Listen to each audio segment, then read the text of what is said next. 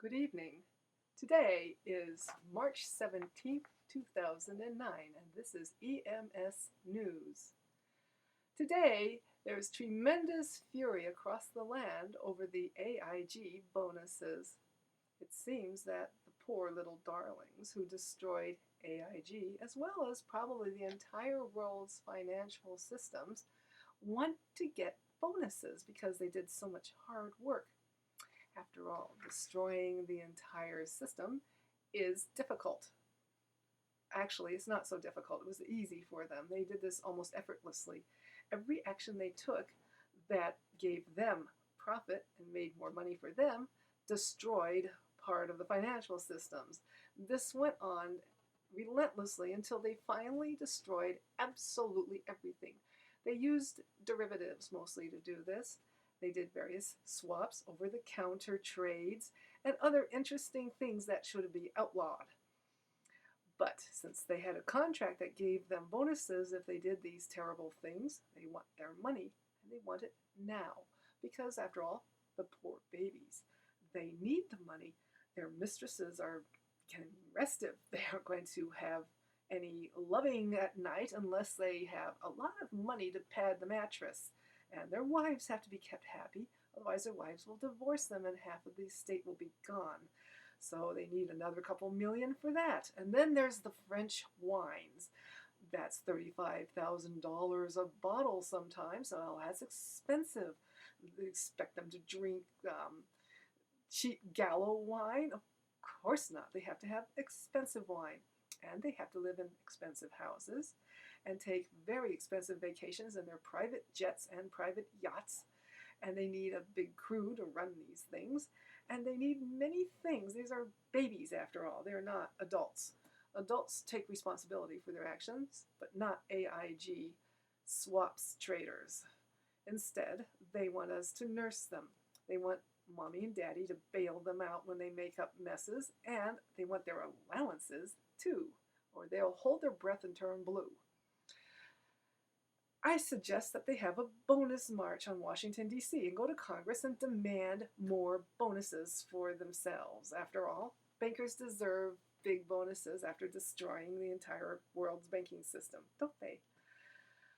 I remember another bonus march. It was in 1932. The bonus marchers were U.S. soldiers and sailors from World War I.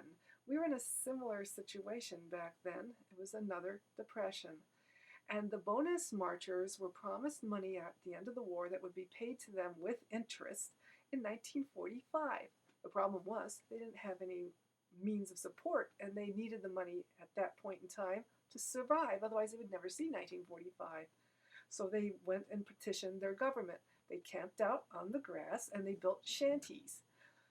And the government responded by beating the hell out of them, burning the whole place down, and chasing them off and telling them to go die.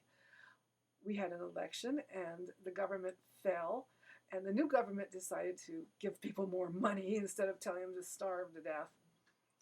The similarity here is that the United States at the same time was trying desperately to bail out the European banking system, which had collapsed, just like this one did. And it collapsed for almost the same reason, namely, too many debts were given to too many irresponsible people who were doing horrible things, namely, fighting World War I.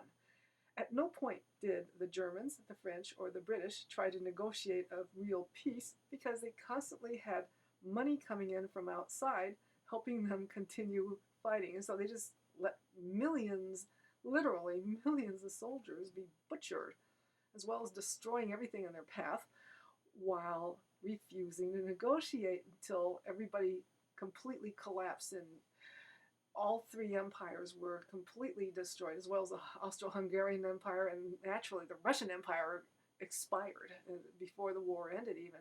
The people there just took over and burned that place down instead of marching off to Germany to die. The United States, of course, was the biggest bankroller of them all. We were solvent back then. We were a creditor nation, unlike today.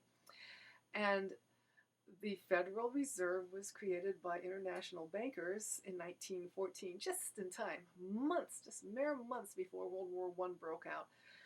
And it was a great opportunity for them to create money out of thin air. Now, money created out of thin air is different from money that you have to dig out of the ground and make the hard way. For example, here is real money. It's called coins, and it's made out of metals. Even the copper has to be dug out of the ground, refined, cooked. It takes a lot of energy, and then you have to press it, distribute it, and people have to actually physically handle it. And all these various metals, including my gold coin, which I have here in this little wrapper to protect it. This is a real gold coin, a $5 one. At least $5 before World War I. Today, it's worth hundreds of dollars because the dollar is not worth very much, relatively speaking. This is different from paper money. Here's a German example of paper money. It's an actual 100,000 Deutsche Mark from the time when they decided to see how many zeros they could add to a paper document to make it bigger. And they went to almost infinity. We're seeing this today in Zimbabwe, which has currency with so many zeros. It's $100 trillion to buy an orange or a loaf of bread. It doesn't buy anything, actually. It's near zero in value. The problem with paper is that its value is not due to its weight, like with this quarter. It has a certain weight to it, or the composition of the materials in it, which are different from a penny, which is smaller and has different metals. And of course, the gold coin is smaller than either, but its metal is more precious, so it's worth a lot more than any of the other coins. But with paper, all you do is add zeros. So you have one, it's $1. Then if you add a zero to it when you're printing it, just change it slightly, it's $10.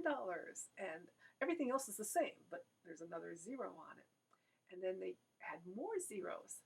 So you can make a $1,000 bill and then a $100,000 bill. The sky is literally the limit because all you have to do is put more zeros on.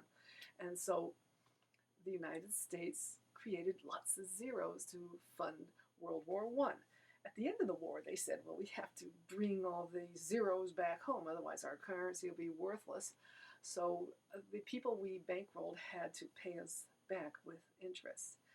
And to do that, they had to have Germany pay them reparations. And the Germans decided one fine day, we're not going to do this anymore. And France said, oh yeah, we'll make you. And so did Britain. Oh yeah, what do you want to do? And the Germans said, oh, what are you going to do? You don't have any money and you don't have any, you can barely bankroll yourselves right now. You want to go and attack us? And so the Germans simply stopped paying.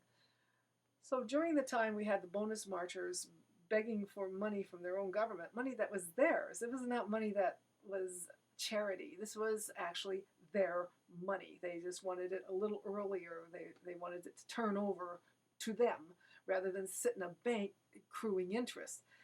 And the government tried to kill them for this, whereas at the same moment we formed the BIS, which is the Bank for International Settlements in Basel, Switzerland, so that all the Europeans could somehow continue paying these war debts somehow, one way or another. So Germany, for example, would negotiate, okay, we'll pay a little bit, sort of, maybe not. But meanwhile, the United States was bankrolling the whole thing, trying to keep all the banks from sinking under the weight of default caused by Germany saying, well, F you. So the United States was desperately trying and using every skill they had to fund and capitalize the Bank of International Settlements, while at the same time telling Americans to go die. This was stupid, of course, and the government would have fallen if it continued doing this. So, and in fact, Hoover was kicked out. Back to today, Obama has limited time to show more than just verbal outrage. He has the ability to refuse these guys what they want. If they go to court, I'd like to see them try that. Go ahead, have a trial. Haul these guys out into public. Force them to appear in court. Have people show up in court too, to stand there and go, yeah! Make them walk through crowds of people screaming